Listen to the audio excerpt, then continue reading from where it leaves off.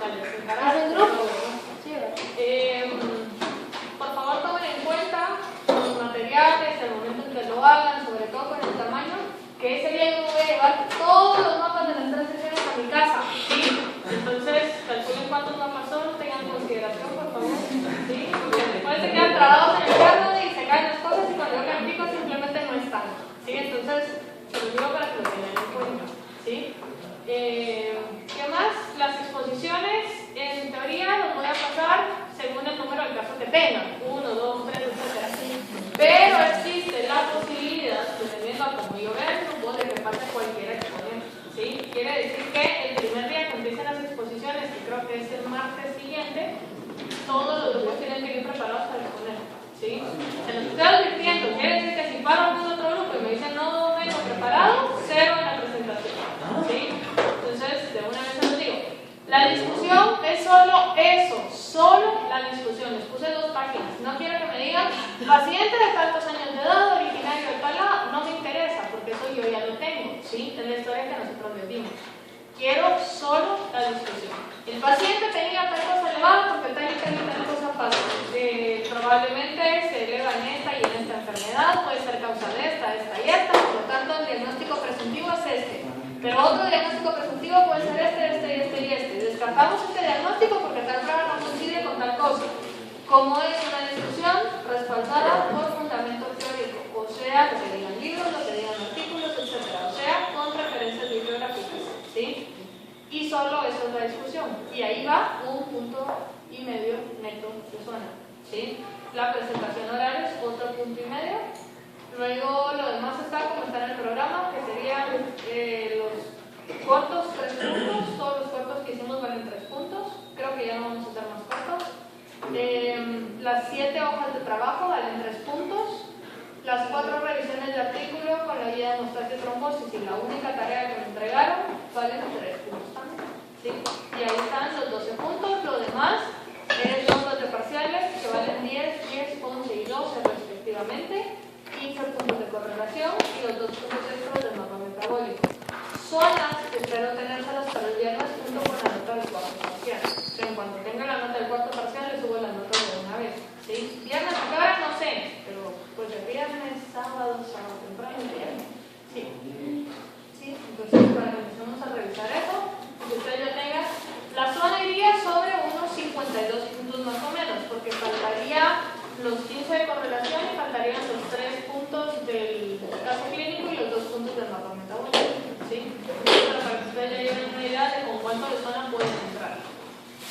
En la presentación se van a lanzar preguntas, o sea, yo los puedo preguntar solamente hacer presentación. Yo les puedo preguntar, así como los puedo pasar a sentarse si llegan a hablar en coherencia con la presentación. ¿Sí? Si abarcan todo lo que a mí me interesa que digan, probablemente no les pregunte nada, ¿sí? Pero acuérdense que al final la patología que ustedes tienen la puede tener alguien de otra sección, no necesariamente el mismo caso, pero sí la misma patología, que son cosas que me interesan resaltar, porque en el final va a venir todo eso, ¿sí? Entonces, si yo veo que ustedes no cubren la parte del contenido, del final yo se los voy a preguntar, si no me lo contestan, los voy a mandar a buscar, y va a ser tarea para toda la clase, ¿sí? Entonces, depende de qué tan buena presentación hagan, evitarle el trabajo y la fatiga al resto de sus compañeros. Y como que las preguntas del final van a ser como que usted va a agarrar las mejores presentaciones o algo así. Y Todas, no, vienen todas las presentaciones. de todas las secciones. No, vienen, yo no les voy a hacer presentaciones, quiero decir que ese día va a presentar uno. Sí, Pero si no, Otras preguntas que no tenemos nosotros. no, por eso, vean que lo estaba explicando hace un ratito, que voy a tratar de homogeneizar la información. Por ejemplo, ustedes hablaron de que el cuarto es blanco y tiene cortinas. Entonces yo les voy a decir, bueno, ¿y tiene escritorios? ¿Cuántos escritorios tiene? ¿Tiene gradas? ¿Cuántos pisos? ¿Cuántas gradas tiene? Porque en las otras secciones probablemente hicieron una mejor exposición, asumiendo, no estoy diciendo que sí vaya a ser, que en otra sección me pudieron haber dicho, la clase tiene tantos escritorios, tantas gradas y las paredes blancas. Entonces yo voy a decir, ¿y tiene cortinas? ¿Sí? Como para tratar de estandarizar la información y al final todos tienen que irse con la misma información. ¿Sí? Entonces, ¿qué tantas preguntas les vaya a hacer? ¿Qué tanto vaya a complementar? Depende de qué tan bien preparados tienen ustedes para su presentación. Obviamente, todo lo que yo les pregunte va a ser parte de lo que les evalúe, ¿sí? En cuanto a la información, ¿sí? Va. ¿Alguna otra pregunta? ¿No? Bueno. Vamos a empezar entonces. Necesito, a modo de recapitulación, que me digan qué es lo que pasa en el primer rodeo metabólico cuando empieza un piruvato como precursor. ¿Qué es lo primerito que le pasa al piruvato? Se carboxila. ¿Cómo se llama la enzima? Piruvato carboxilasa, ¿sí? Necesitamos un donador de carbonos, que es el bicarbonato, ¿sí? Ese bicarbonato se une con una molécula de ATP, porque la carboxilasa tiene biotina como grupo sintético. ¿Qué se forma? ¿Cómo se llama esa molécula de 4 carbonos? Oxalacetato, que no es lo mismo que oxalato, ¿sí? Ojo, porque tienden a confundirse con estas dos palabras. Oxalato son cristales, oxalacetato es un metabolito. ¿Qué le pasa al oxalacetato después? Se reduce a malato. Para eso necesitamos un donador de electrones, que es un NADH. ¿Qué pasa con el malato? Sale ¿dónde? Por la Sale mitocondria. de la mitocondria del citosol por dónde. ¿Cómo se llama la puerta de salida? Lanzadera malato-espartato. ¿Qué le pasa al malato ya en el citosol? Se oxida a oxalacetato. ¿Qué produjo? ¿Oxalacetato ahí? NADH. ¿Qué le pasa al malato ahora? Se descarboxila. De 4 carbonos pasa a 3. ¿Cómo se llama el compuesto de 3 carbonos que forman? Fosfenol piruvato. Como se descarboxila, libera un CO2. El fosfonol piruvato tiene un grupo fosfato. Quiere decir que la reacción tiene que ser una fosforilación también. ¿Quién es el donador de grupos fosfato? Esa es la enzima. ¿Quién es el donador? Un GTP. GTP. ¿Sí? ¿Otra vez, Sofía, cómo se llama la enzima? No. Fosfonol piruvato carboxilinasa, ¿sí? Que es una enzima dependiente de GTP.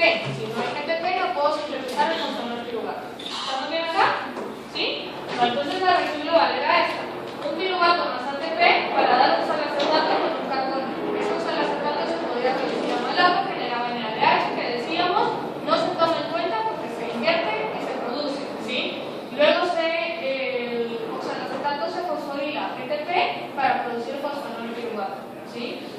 Y el bicarbonato sale en forma de CO2. Decíamos que al final la reacción era irreversible a pesar de que era anabolismo, porque si no era una reacción exergónica que liberara energía, la reacción simplemente no se daba, ¿sí? Vale. Entonces, ¿qué pasa ahora si el lactato es el precursor? Lo que me interesa que vean es que el lactato va a ser el precursor cuando estamos hablando del ciclo de Cori. Y si se recuerdan, en el ciclo de Cori decíamos, era cuando el músculo estaba en fermentación láctica e hígado empezaba con la parte de glicogenógenesis, siendo el lactato el precursor. ¿Quién era el aceptor final de electrones en una fermentación láctica? Así. El piruvato, ¿sí? ¿Y el piruvato qué se convertía cuando aceptaba electrones? A lactato, ¿sí? Entonces ahora, ¿qué estamos viendo ahí? La reacción reversible en la lactato deshidrogenasa. El lactato ahora va a donar electrones, necesitamos un aceptor de electrones que es el NAD, se convierte a NADH y el piruvato, el lactato está reducido, pasa a oxidarse y se genera piruvato. ¿Qué va a pasar ahora? En potencia lo mismo que ya conocemos. El piruvato va a entrar a la mitocondria, se va a convertir a oxalacetato, probablemente ese oxalacetato a malato, el malato sale, afuera el malato oxalacetato y el oxalacetato fosfonol piruvato, que es lo que repasamos hace un ratito. Sin embargo, si se fijan, este paso está generando un NADH afuera, ¿sí? Porque el citosol el lactato se está reoxidando acá. El piruvato entra. La piruvato carboxilasa, que es exactamente la misma que ya habíamos visto, es la pequeña proteína independiente de ATP, hace la carboxilación. Se forma el oxalacetato. La diferencia es que el oxalacetato, en lugar de reducirse y convertirse a malato, se está descarboxilando de una vez para convertirse a fosfonol piruvato. ¿Cómo se llamaba la enzima?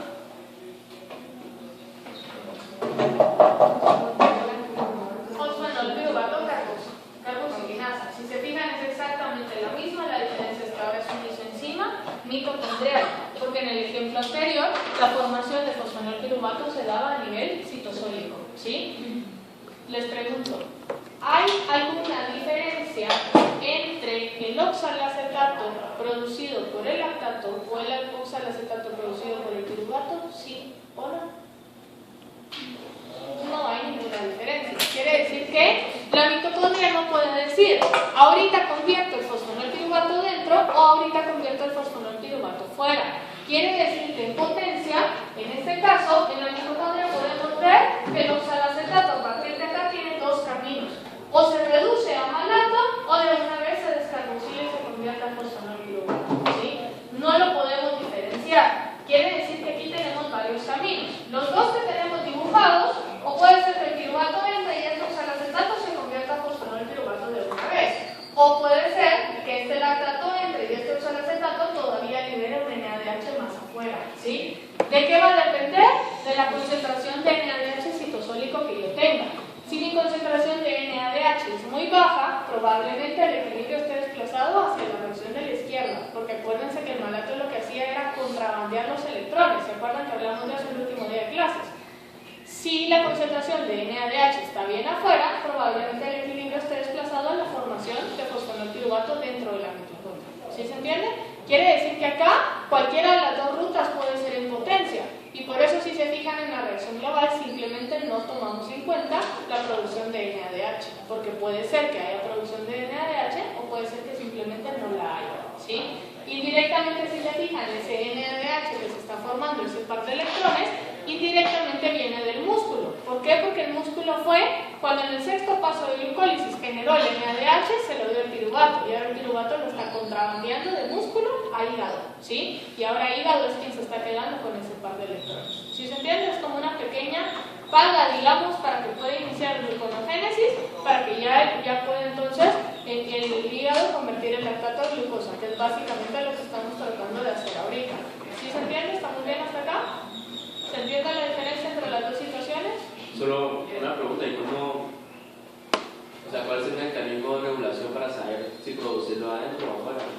No hay ningún mecanismo de regulación. Entonces, ¿qué pasa? Si es únicamente por concentración de productos y sustratos, va a depender de todas las otras reacciones que estén a su alrededor, ¿sí? Por eso les digo, en potencia nosotros no podemos saber qué es lo que está pasando. Puede que agarre una ruta, puede ser que agarre la otra, puede ser que agarre una mezcla de las dos. Incluso, vamos a ir viendo más adelante, que el oxalacetato forma parte del ciclo de Krebs, que el oxalacetato forma parte de la degradación de aminoácidos, que el oxalacetato forma parte de la síntesis de aminoácidos. Quiere decir que ese oxalacetato que estamos viendo ahí puede ser que entre en gluconogénesis por cualquiera de los dos caminos o que se vaya a hacer cualquier otra cosa dentro de la célula. ¿Sí se entiende? ¿Sí? Va. Yo tengo una pregunta. Solo habíamos visto que aquí se produjo este NADH, ¿verdad? Pero allá arriba también tiene que haber otro NADH, entonces ¿qué más? Si el lactato entra aquí y el oxalacetato se va para acá, al final mi ganancia de electrones es doble. ¿Sí? Si entra acá y se va acá, solo gané este. Si entra acá y sale por acá, no gané ninguno. ¿Sí? Porque puede ser que empiece como piruvato y no necesariamente como lactato. ¿Sí? Aparte, acuérdense que decíamos que no solo lactato y piruvato eran precursores, sino que también tenía glicerol, también tenía algunos aminoácidos que podían entrar en gluconogénesis. Quiere decir que cuando nos toque ver esa parte, si no se sabe en gluconogénesis, se me van a quedar. ¿Sí? Entonces, por eso insisto tanto en que se acuerden cuáles son los pasos, porque de hecho una de las rutas que complementa el ciclo de Krebs es este primer ródulo metabólico. Entonces, mejor si se aprenden la reacción de una vez. ¿Sí? Va. ¿Qué le pasa al fosfonol piruvato ya en citosol? Independientemente si se formó en mitocondria o si se formó en citosol, ya está en citosol. ¿Qué le pasa ahí ahora?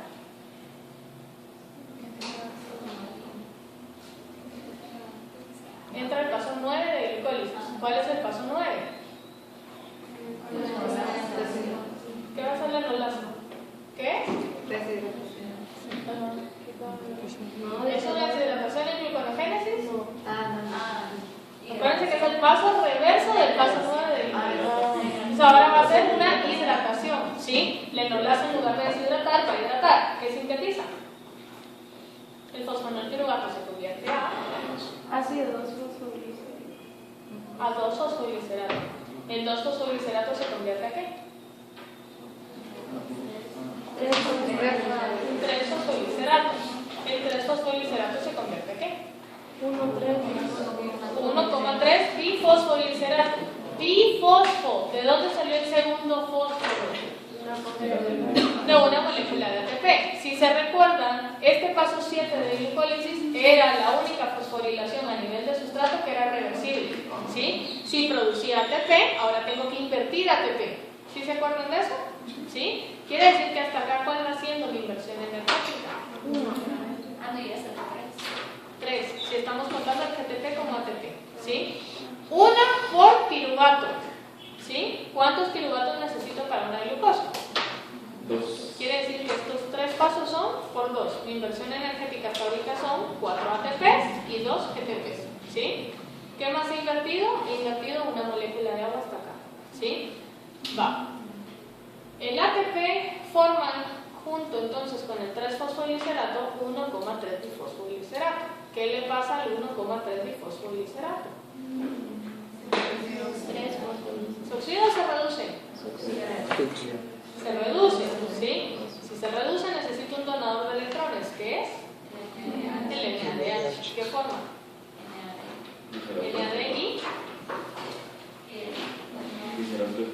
y gliceraldehído, que no es lo mismo que glicerol, gliceraldehído 3-fosfato, ¿sí? El gliceraldehído 3-fosfato, entonces, ¿qué le pasa ahora? Uno se convierte a dihidroxacetona.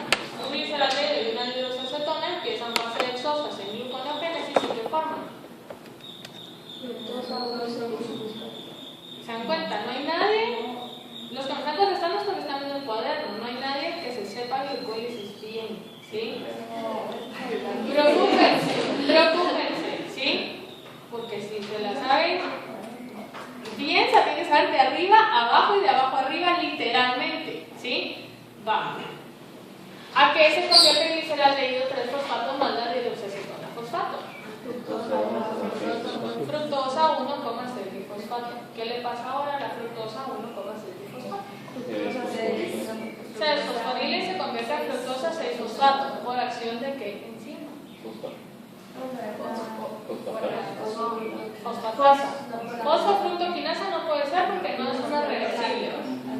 Fosfatasa, ¿quién? ¿Cómo se llama la fosfatasa? 2 a 1,6 fosfatasa. No sé. Casi. Bifosfato y fosfatasa. No sé. Bifosfatasa. Fructosa 1,6 bifosfatasa. Número 1. 1, ¿sí? O sea, la FDPasa número 1. Esa enzima ya la habíamos mencionado, ¿sí? Quiere decir que ya se la tendrían que saber. Acuérdense que mencionamos a la bifosfatasa número 2, que era la otra cabeza del monstruo de 2 cabezas, ¿se acuerdan? ¿Sí? Va, pues la número 1 entonces es la que participa en el segundo rodeo metabólico. Esta fructosa 1,6 bifosfatasa lo que va a hacer es desfosforilar a la fructosa 1,6 del carbono 1 y que me produce fructosa 6-fosfato, ¿sí? Va. Este sería el segundo rodeo metabólico entonces y esta sería la reacción. Quiero que vean, del lado rosado yo tengo glucólisis, tengo la fosfofructoquinasa, ATP más fructosa 6-fosfato para darme fructosa 1,6. Si yo decidiera darle la vuelta a la reacción, yo diría, la fructosa 1,6 fosforila el ADP y el ADP me sintetiza un ATP. Si lo estoy viendo al revés, pero si se fijan, la FDPasa 1 hace algo completamente diferente.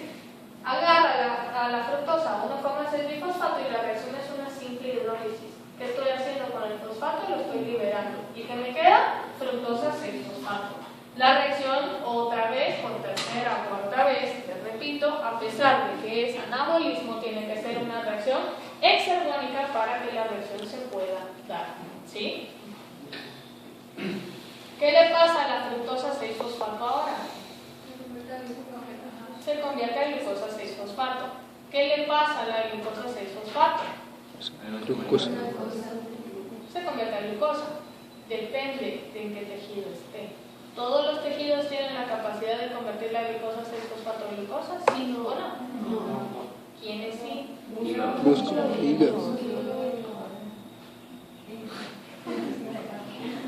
A ver, Crista, otra vez. Músculo. No sé, era músculo, el hígado y el intestino delgado, creo. Ah, sí. Ahí hay 2/3 de la respuesta. Es hígado, intestino está bien, músculo no. Corteza renal y la Arteria renal, riñones, intestino e hígado. Nada más esos tres, principalmente el hígado. El músculo es el tejido más egoísta de todos. Quiere decir que esa glucosa 6-fosfato no la va a desfosforilar, sino se la queda eternamente hasta que en algún momento de su vida sea convertida a CO2. ¿Sí? Pregunto, ¿por qué necesito desfosforilar la glucosa en esos tres tejidos? Para poder repartir la glucosa. Para que pueda salir, ¿sí? Si no la desfosforilo, la glucosa simplemente no sale. ¿Quién cataliza la reacción? Otra fosfatasa, solo que ahora es la glucosa 6-fosfatasa, porque va a quitar el fósforo del carbono número 6 de la glucosa, ¿sí? Entonces, este sería el tercer rodeo metabólico que estaría aquí. El tercer rodeo metabólico es, al igual que el segundo, una reacción de hidrólisis. Quiere decir que el fósforo lo quita por hidrólisis para que salga en forma de fosfato inorgánico. Si se fijan, no es la reversa de la hexoquinasa, porque si fuera la reversa de la hexoquinasa, la glucosa 6-fosfato fosforilaría la ADP para dar una ATP. Esto no ocurre, es una hidratación, una hidrólisis que lo que va a hacer es romper para liberar un fósforo inorgánico. Otra vez, la reacción es exergónica para que pueda ocurrir. Para que la reacción sea exergónica, tiene que favorecerse el encaje inducido, disminución de la energía de activación, etcétera, etcétera, etcétera. ¿Sí? Enzimas, facilísimo, ya se entiende cómo funciona, ¿sí? Por lo tanto, la reacción puede ser exergónica. Entonces, ahora pregunto, ¿por qué las desfosforilaciones del segundo y tercer rodeo metabólico, que serían las desfosforilaciones de la fructosa 1,6-difosfato y de la glucosa 6-fosfato, no pueden sintetizar ATP a partir de ADP? A ver, más recio. Moléculas de baja energía. Que son moléculas de baja energía, por lo tanto tienen una baja transferencia del grupo fosforilo y por lo tanto no pueden hacer fosforilaciones a nivel de sustrato, ¿sí? Por lo tanto no puedo producir ATP a partir de un azúcar fosfatado, ¿sí se entiende? Entonces la reacción exergónica va a ser una fosforilación, una hidrólisis, perdón. ¿Cuál es mi inversión energética hasta acá? ¿Qué he invertido? A ver, saquemos la reacción global. ¿Con cuántos piruvatos empiezo? 2 piruvatos. ¿Cuántos ATPs utilizo? 4. ¿En qué pasos? En el 10, 9. ¿En qué pasos? El 9 es una hidratación. Uno. En el 1 de gluconogénesis, que sería el primer rodeo metabólico, por acción de la, ¿cómo se llama la enzima? Carboxilasa, ¿sí? Carboxilasa, perdón. Piruvato carboxilasa. ¿Cuántos ATPs utilizo ahí? 2. ¿Y los otros 2? En la reacción 7. Pero ahí solo usa uno, pero como es por 2. Son 2, ¿sí? Y los otros 2 en el paso 7. ¿Cuántos ATPs utilizo? 2. ¿Qué enzima lo utiliza?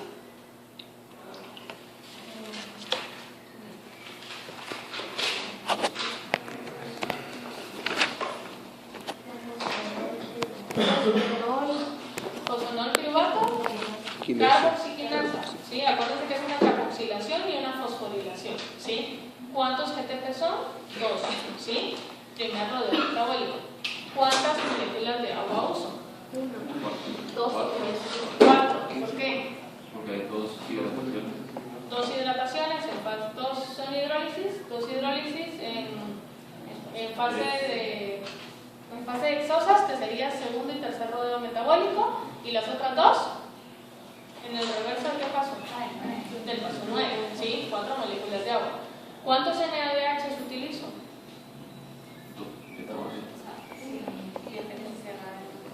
Pero depende de por dónde es. ¿Afecta o no afecta? ¿Qué le tiene que hacer con esos NADH? ¿Los íbamos a tomar en cuenta, sí o no?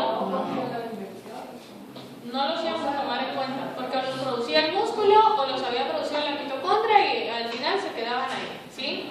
Los del primer ruedo metabólico no cuentan. ¿Cuántos NADHs invierten? 0. ¿Sí contan? ¿Seguro? 2. 2. ¿En dónde? En el reverso del paso 6 de glucólisis, ¿sí? Porque es una reacción de oxirreducción que es reversible, ¿sí? Entonces, básicamente, esta sería mi reacción global. 2 piruvatos, 4 ATPs, 2 TPTs, 2 NADHs y 4 moléculas de agua, ¿sí? Para dar al final una molécula de glucosa. Esta es la reacción global de glucólisis. Si se fijan, glucólisis me produjo 2 ATPs. Si hablamos de que gluconogénesis es darle la vuelta a glucólisis, en teoría mi inversión energética tuvieron que haber sido únicamente 2 ATPs o 4 ATPs y haber producido 2. Pero ¿qué quiero que vean? Que no es solo darle la vuelta, que para poder rodear y evitar esas reacciones que son muy exergónicas, mi inversión energética tiene que ser mucho más alta. Si en algún momento dijimos que ATP es equivalente a ATP, quiere decir que prácticamente yo estoy invirtiendo 6 moléculas de ATP para que el gluconogénesis pueda funcionar. Es casi el triple de lo que una simple glucólisis me puede producir. Y esto es importante para poder entender la regulación. Solo cuando haya altos niveles energéticos, la célula va a tener la capacidad de producir gluconogénesis. Nadie se mete a comprar una casa, nadie se mete a bisacuotas si no tiene el dinero para irlo pagando, ¿sí? ¿Qué necesitamos? Tener la energía suficiente para poder sintetizar glucosa, ¿sí? O saber que lo vamos a necesitar hacer. En algún momento dijimos que cada NADH correspondía a 2.5 moléculas de ATP. Si yo estoy invirtiendo 2 NADH, indirectamente ahí van 5 moléculas de ATP, más los 6 que tenía, quiere decir que el gluconogénesis me está costando barato 11 moléculas de ATP. ¿Sí? Entonces se los digo para que al final vean la cantidad de energía que yo tengo que invertir para convertir un piruvato a una molécula de glucosa. 2 piruvatos a una molécula de glucosa. Bueno, ahí está la inversión energética. Ambas reacciones globales son exergónicas. Insisto, repito, recalco como por octava vez, tienen que ser exergónicas a pesar de que sea anabolismo, porque si no la reacción simplemente no se da. ¿Sí? Va. Este es un esquema que resume todas las reacciones de gluconogénesis. Los que están en rosado son los rodeos metabólicos. Aquí estaría la producción o la inversión de NADH, aquí estaría la inversión del primer ATP y GTP, aquí estaría la inversión del segundo ATP, y ahí pueden ver ustedes las moléculas de agua y todo lo demás. Ahí está cuáles reacciones son por 2 y cuáles reacciones son 1, que serían base dexosas. Pero como ya se sabe en glucólisis, este cuadro está como de más, ¿sí? Solo se tiene que saber el rodeo metabólico, ¿sí? Va. Ambas rutas tienen acción en el citosol, por lo tanto necesitamos regularlas muy delicado, muy coordinado, ¿sí? No solo estas rutas ocurren en el citosol, sino cuando veamos pentosas fosfatos, si nos da tiempo la vemos hoy de una vez, si no la dejamos para mañana. Vamos a ver que la regulación tiene que ser muy precisa, ¿sí? Ya hablamos de regulación. Lo que les voy a decir hoy no va a ser nada nuevo, nada que no les haya dicho antes. Quiere decir que a partir de ahorita tomen la clase como un repaso y aprovechenlo porque no suelo dar repasos, ¿sí? Entonces, ¿qué vamos a ver ahorita acá? ¿Cómo se va dando la regulación entre cada una? ¿Cómo son rutas contrapuestas? La regulación es igual. O sea, si una se enciende, la otra se apaga. Si la otra se enciende, la otra se apaga, ¿sí? Quiere decir que tienen que ir de la mano. O sea, metabolitos que enciendan una van a funcionar para apagar la otra. Quiere decir que al mismo tiempo están mandando 2 mensajes diferentes, ¿sí? Entonces, en este caso, el primer ejemplo es el AMP. Una concentración elevada de AMP es aumento o déficit de energía. Déficit de energía. Va a estimular catabolismo y va a inhibir anabolismo. No tengo el dinero para comprar la casa, entonces no lo pienso, ¿sí? No me meto a comprar la casa. Entonces, básicamente eso es lo que está haciendo el AMP acá. Mientras el AMP enciende a la fosfofructoquinasa como un efector alostérico positivo, al mismo tiempo funciona como un efector alostérico negativo para la FBPasa1. ¿Qué estamos haciendo acá? En un mismo punto de reacción, encendiendo y apagando, ¿sí? Al mismo tiempo. Luego, entonces, si se fijan, La fosfofructoquinasa 1, habíamos dicho que era el principal punto de regulación de glicólisis, ¿se acuerdan de eso? Era la enzima que tenía que recibir mayor cantidad de señales, y por eso vean que no necesariamente todas van a ser la contrapuesta de la FB-peasa. La FB-peasa se concentra o digamos se conforma con alostéricos más pequeños, ¿sí? Aquí falta un efector alostérico que es el más importante. ¿Quién es?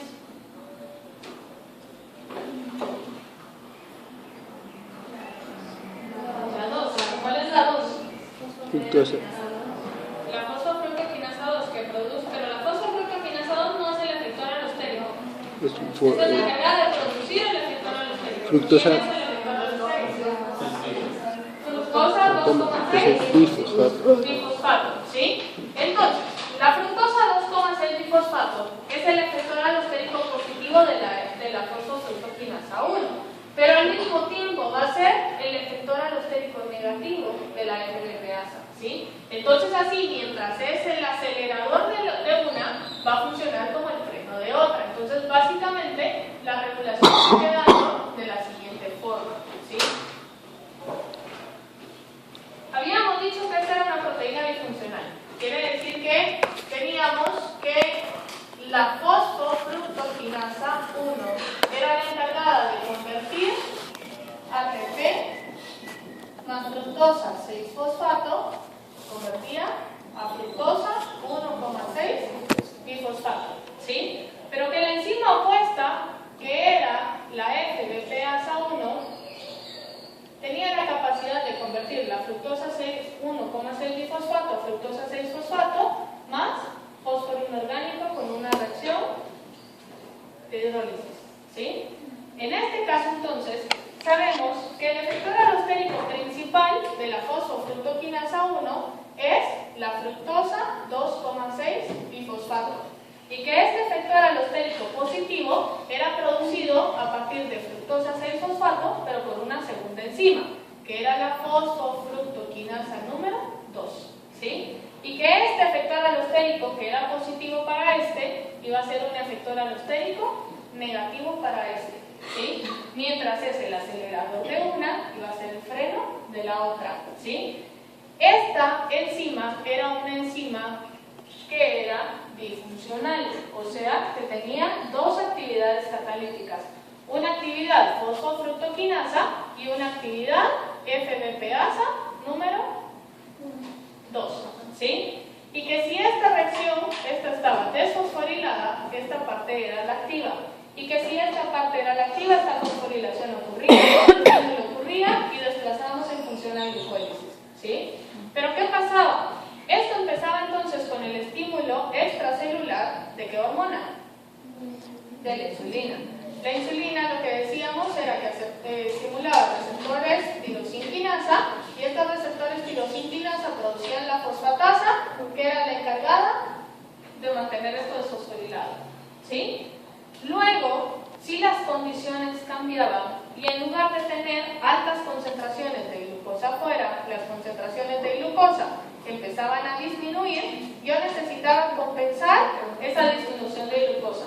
Y lo hacía con un hiperglicemiante, con una hormona que aumentara mis concentraciones de glucosa en plasma. ¿Cómo se llama la hormona que aumenta concentraciones de glucosa en plasma?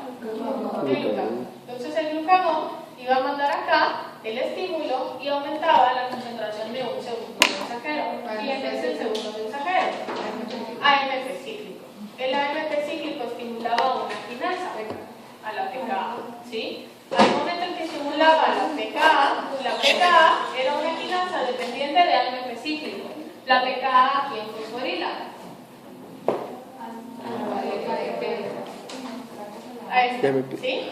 Al momento que viene y le coloca este grupo fosfato, esta se apaga y ahora esta se enciende.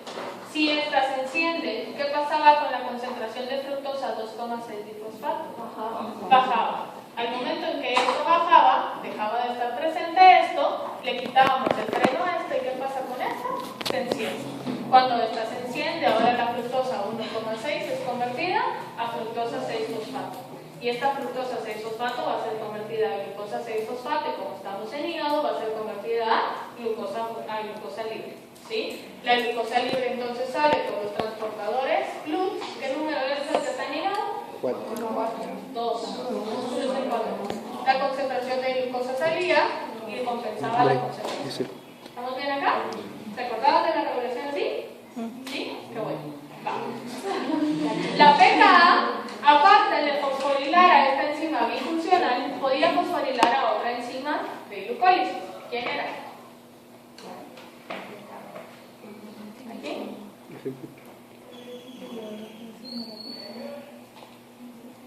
Esta pKa fosforila esta y la apaga, ¿sí? Apaga la quinasa y enciende la fosfatasa. Pero esta pKa podía fosforilar a alguien más. ¿A quién era? A ver, fíjate la enzima de glucólisis. Solo les quedan dos opciones. Puede ser la exoquinasa o puede ser la piruvatoquinasa. La piruvatoquinasa. La pKa venía y lo que hacía con la piruvatoquinasa era colocarle un grupo fosfato. Si fosforilaba la piruvatoquinasa, ¿la encendía o la apagaba? ¿Quién está fosforilando? ¿Glucagón o insulina? El glucagón. El glucagón, por lo tanto, lo que va a hacer es apagarlo. ¿Qué estoy haciendo con glucólisis? Apagándolo. Al momento que apago la piruvatoquinasa, le dejo el camino abierto entonces a la piruvatocarboxilasa, que era la encargada de llevar a cabo el primer rodeo metabólico, o sea, la conversión de piruvato, acetato, etc. ¿Sí? Esa enzima, aparte de estar sometida a esa inhibición, esto ya se lo dije, no se lo voy a volver a decir, igual esto. Esta enzima, la piruvato carboxilasa, aparte de encenderse al momento en que ésta le deja el camino libre, sufre alosterismo positivo por concentraciones aumentadas de acetilcoenzima A. Esto ya se los había dicho también, ¿sí? Como les dije en el día anterior de clases, una concentración alta de acetilcoenzima A se va a dar cuando el ciclo de Krebs empieza a parar. Y Krebs va a empezar a parar cuando la reserva energética esté satisfecha.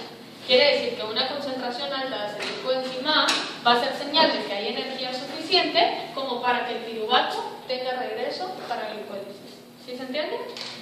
¿Sí? Vamos.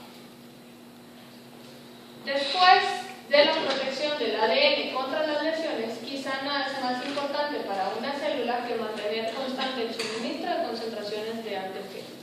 Quiere decir que a la célula de nada le sirve poder mantener íntegra la información que pasa de generación a generación si no tiene la capacidad de mantenerse con vida ella misma. Y la única forma en que la célula puede mantenerse con vida ella misma es haciendo un uso efectivo de la energía que pueda producir o que pueda almacenar. Y eso lo hace únicamente a través de la regulación. ¿Sí? ¿Estamos bien hasta acá? ¿Alguna pregunta? ¿No? Bueno, con eso terminamos la clase de hoy. Tenemos 15 minutos. Ustedes mandan. Si quieren empezar la otra clase, la empezamos. Si no la empezamos, acuérdense que por mi culpa vamos atrasados. O sea que probablemente vamos a tener que correr los últimos días. ¿Sí?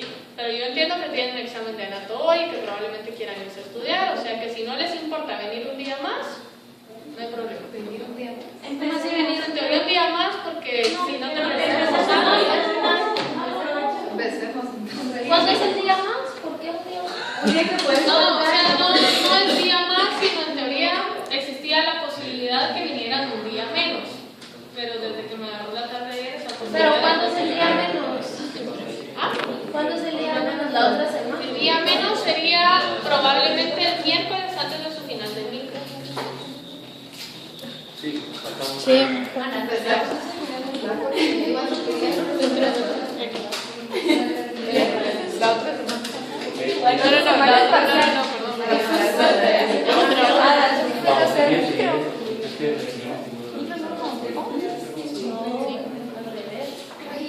Así la hice. No, es Y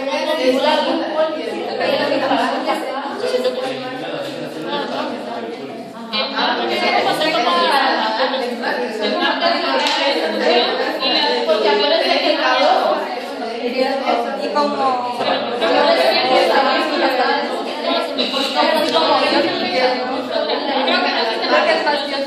es que me hizo las presentaciones, pero no son muchas. Bueno, son menos que mí, Gracias, pero sí son pero tiene poquita información. más contenido que aprender. Ah, sí.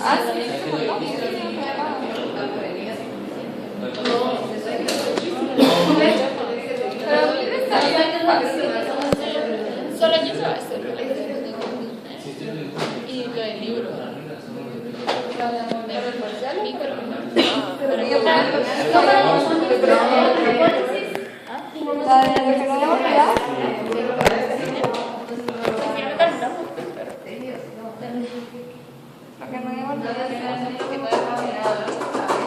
Pero hay dos presentaciones que dicen lo que no debo olvidar, ¿verdad?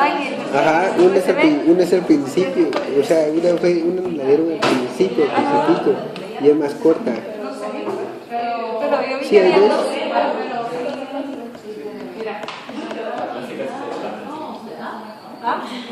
A mí me da lo mismo empezar la clase hoy, pues ya me perdí. No, ahorita, yo me perdí ya.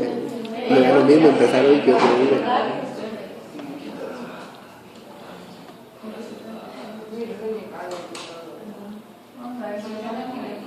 Bueno, vamos a empezar entonces. La clase esta es de la ruta de las pentosas fosfato.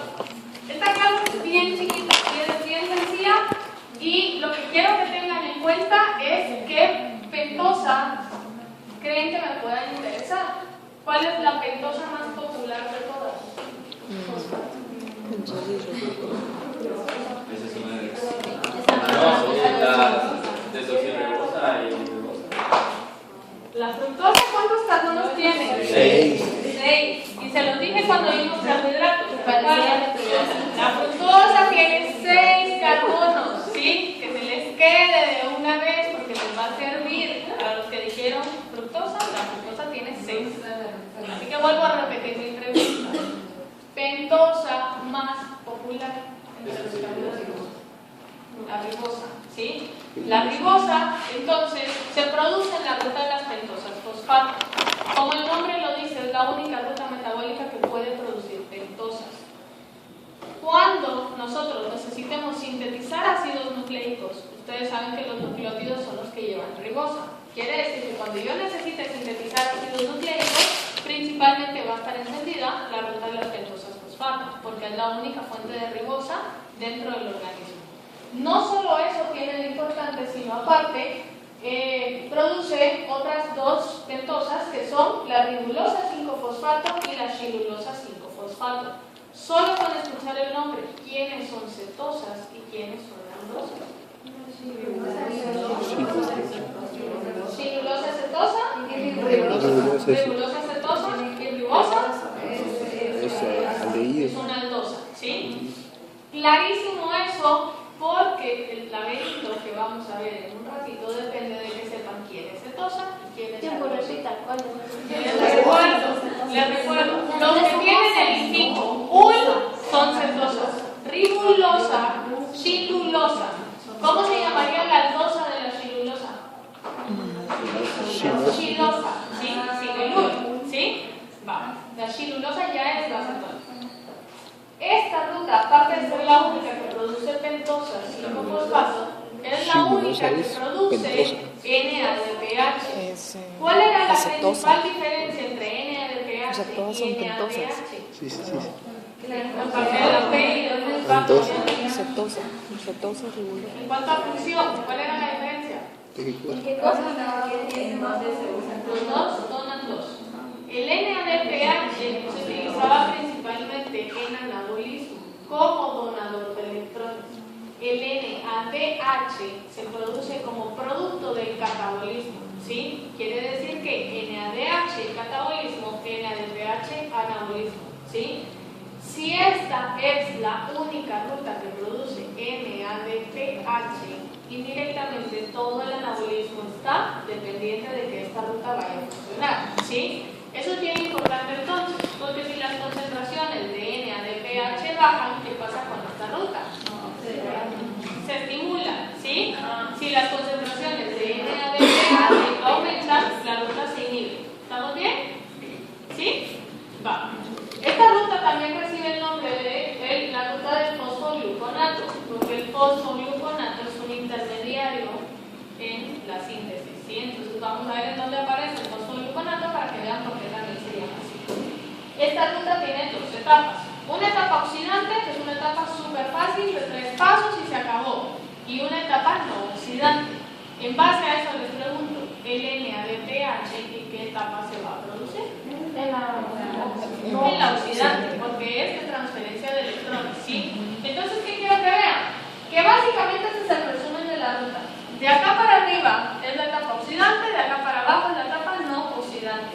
En la etapa oxidante yo puedo producir NADPH y en la etapa no oxidante yo produzco ribosa 5-fosfato, ¿sí? Que son los dos productos más importantes de esta ruta, con dos objetivos diferentes, ¿sí? Si necesito ribosa 5-fosfato, pues la ribosa 5-fosfato se va a nucleótidos, pero si no la necesito, me interesa seguir sintetizando NADPH. ¿Estamos bien acá? Quiero que vean el inicio del esquema. ¿Con quién empezamos? Glucosa. Glucosa 6-fosfato. Y este es uno de los muchísimos destinos que tiene glucosa 6-fosfato. Entonces, ¿qué pasa? La glucosa 6-fosfato, que produjo músculo, por ejemplo, gluconogénesis, se puede ir a ruta de la 6-fosfato. O puede agarrar de regreso glucólisis, o se puede ir a síntesis de glucógeno, o a partir de ahí puede desviarse a muchos caminos. ¿De qué va a depender? La regulación que tenga, ¿sí? Entonces empezamos con la etapa oxidante. ¿Cuántas reacciones les dije que tenía? 3 reacciones. La primera reacción es la glucosa 6-fosfato oxidándose. La reacción la cataliza la glucosa 6-fosfato deshidrogenasa. Como es una deshidrogenasa, ustedes saben que todas las deshidrogenasas están relacionadas a transferencia de electrones. Por lo tanto, va a producir NADPH. Produce NADPH y la glucosa 6-fosfato se oxida a 6-fosfogluconolactona. Si se recuerdan, los carbohidratos se podían oxidar formando un ácido glucurónico o un ácido se me fue el nombre del otro. Cuando era 36, glucuronato y el otro era gluconato. ¿Sí? ¿Se acuerdan de estos dos? ¿Sí? En este caso quiero que vean que la oxidación es en el carbono número 1. Estoy viendo el glucoseto ahí. Quiere decir que allí es donde ocurrió la oxidación. Si lo ven en el sitio, ven el glucoseto en el carbono numérico. Ahí está la oxidación. Se produce 6-fosfogluconolactona. Entonces, es el principal sitio de regulación, básicamente como cualquier primera enzima, ¿sí? Porque si está encendida, funciona la ruta, y si está apagada, toda la ruta no funciona. La regulación es autolimitante, que básicamente depende por la concentración de NADPH, como ya les había dicho. Si tengo mucho NADPH, ¿qué pasa con la ruta? Se apaga. Si tengo poco NADPH o mucho NADP, ¿qué pasa con la ruta? Se estimula, ¿sí? La siguiente reacción es una reacción en la cual... ¿Sí? Es una reacción de hidrólisis. En este caso se forma el azúcar ácido 6-fosfogluconato. Si se recuerdan, fosfogluconato era el otro nombre que recibía la ruta, ¿sí? Por este intermediario que se está produciendo acá. El nombre de esta enzima en particular no me interesa, pero sí me interesa que sepan que es un hidrólisis y que produce fosfogluconato. Me interesa que lo sepan porque es el otro nombre que la ruta recibe, ¿sí? ¿Qué le pasa al 6-fosfogluconato ahora? Recibe una segunda oxidación por una segunda deshidrogenasa. El nombre de esta deshidrogenasa es 6-fosfogluconato deshidrogenasa. Está lógico, está obvio el nombre, ¿sí lo ven? ¿Sí? Se produce una segunda molécula de NADPH. Esta es una reacción de descarboxilación también. Quiere decir que mi molécula de cuántos carbonos está pasando a ser pentosa. ¿Cuántos carbonos tiene mi molécula inicial? 6 carbonos. Mi hexosa está pasando entonces a ser una pentosa, ¿sí? En este caso yo pierdo un carbono y la primera pentosa que formo es la tribulosa 5-fosfato. Por eso decimos que es una reacción que cataliza la descarboxilación oxidante, porque es oxidorreducción y aparte está perdiendo un carbono. Produce NADPH y tribulosa 5-fosfato con CO2. ¿Cuántas reacciones tenía la etapa oxidante? Esta es la tercera, quiere decir que la etapa oxidante termina con la formación de tribulosa 5-fosfato. ¿Está fácil, sí o no? ¿Sí? Va. Ahora, ¿qué va a pasar? Pasamos a la etapa no oxidante. La etapa no oxidante les dije que funcionaba como un laberinto, ¿sí? Como un juego. Pero este juego va a empezar con esta primera reacción. Y esta primera reacción tiene dos opciones. O se dimeriza o se isomeriza. Si yo formé ribulosa 5-fosfato, entonces decimos, la ribulosa 5-fosfato es efímero de la shirulosa en el carbono 3. Quiere decir que si lo agarra la ribulosa 5-fosfato 3 efimerasa, se convierte a shirulosa 5-fosfato, ¿sí? Pero si la ribulosa 5-fosfato la agarra la ribulosa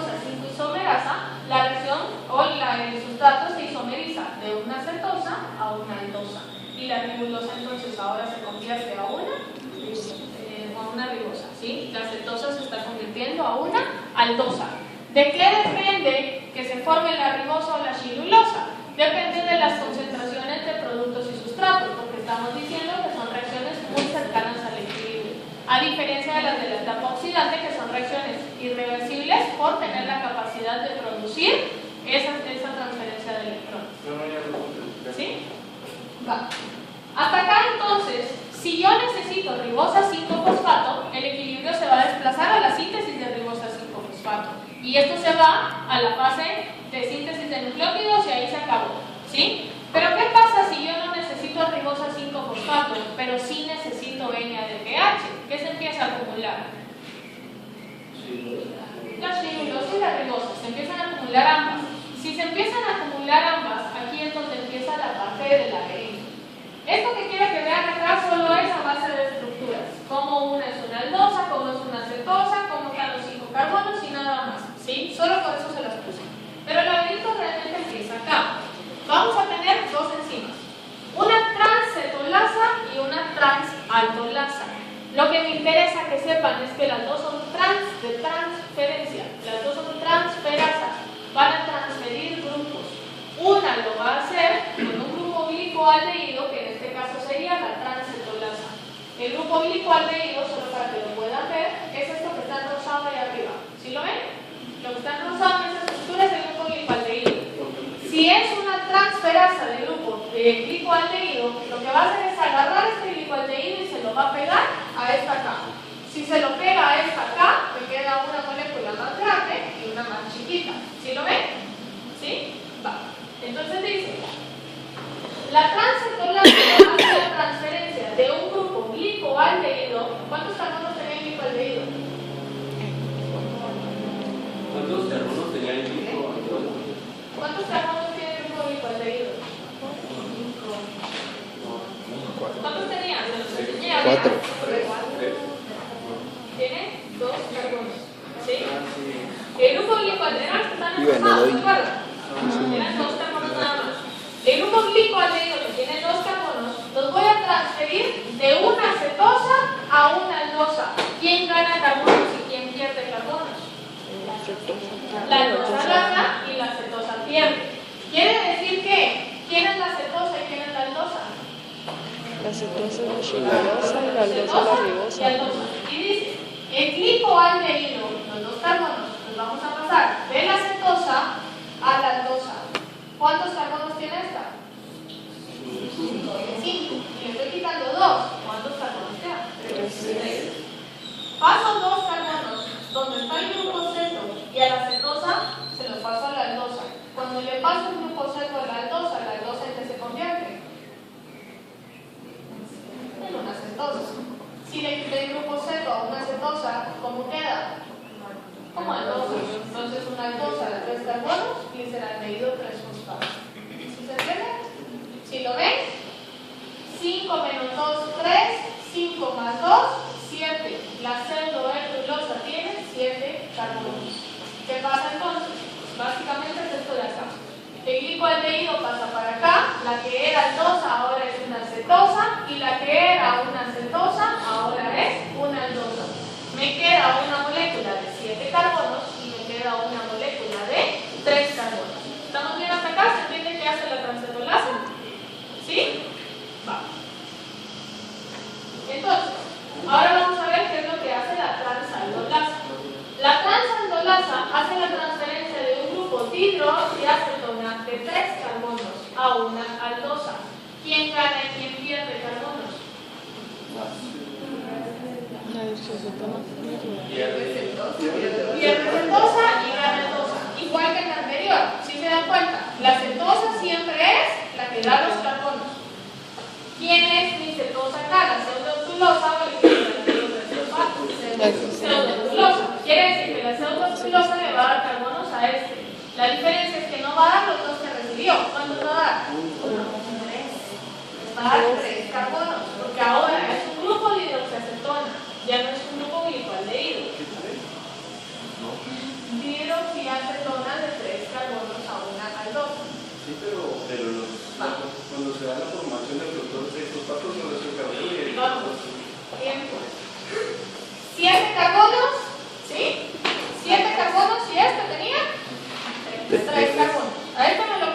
bien, ¿sí? Quiere decir que con esto no hay pierde. 3 carbonos más una de 3 carbonos que me quedan. ¿Cuántos carbonos tengo? 3 más 3, ¿cuántos? 6. Tengo 6 carbonos. Si estoy pasando 3 y es un grupo ceto, la aldosa, ¿en qué se convierte ahora? En una cetosa. Cetosa de 6 carbonos que conozcan. La fructosa. Fructosa 6 fosfato. Entonces, si dice el aldehído 3 fosfato que era una aldosa, se convierte a una cetosa de 6 carbonos. Si tenía 7 carbonos y quité 3, ¿cuántos carbonos me quedan? Los problemas del segundo primario, ya bien. 4 carbonos. 4 carbonos de ser una cetosa, ahora se convierte a una aldosa. Y la aldosa es una eritrosa. ¿Sí? ¿De aquí qué me sirve? Me sirve la fructosa que puede entrar a gluconeogénesis y la fructosa se convierte en glucosa 6-fosfato y ahora esta glucosa 6-fosfato puede volver a entrar a la etapa oxidante, puede irse a gluconeogénesis, puede irse a glucólisis, puede ir a glucógeno, a lo que quiera. ¿A dónde se va a ir? Dependiendo de la regulación. No, no te hizo. ¿Qué es lo que no me sirve de acá? La eritrosa fosfato. No me sirve porque tiene 4 carbonos. ¿Qué hago? Agarro a una. Aquí está. Esto es lo mismo. Sí, este era el igualdehído. Los 3 para acá y ahora sí le hice la fructosa y me queda una de 4. ¿Sí? Esto es lo mismo. Esto es lo que ya mencionamos. ¿Qué pasa ahora? Esta de 4 carbonos que no me sirve, necesito que alguien me transfiera 2 carbonos. ¿Sí? Los 2 carbonos me los va a dar una transcetolasa, que era la que transfería 2. La transaldolasa transfería 3 y la transcetolasa transfería 2. Una cetosa se lo pone a una aldosa y ahora la aldosa se convierte en cetosa. ¿Sí? Y la cetosa queda como una aldosa de 3. 5 menos 2, 3 carbonos. 4 más 2, 6 carbonos. ¿Sí se entiende? ¿No? ¿Por dónde se revela? De la eritrosa. Podría entrar a la glucólisis. O sea, sí se podría agarrar de ahí Para la fosfofructoquinasa y para el glucólisis. ya no para agarrar el Va a depender de la regulación que haya.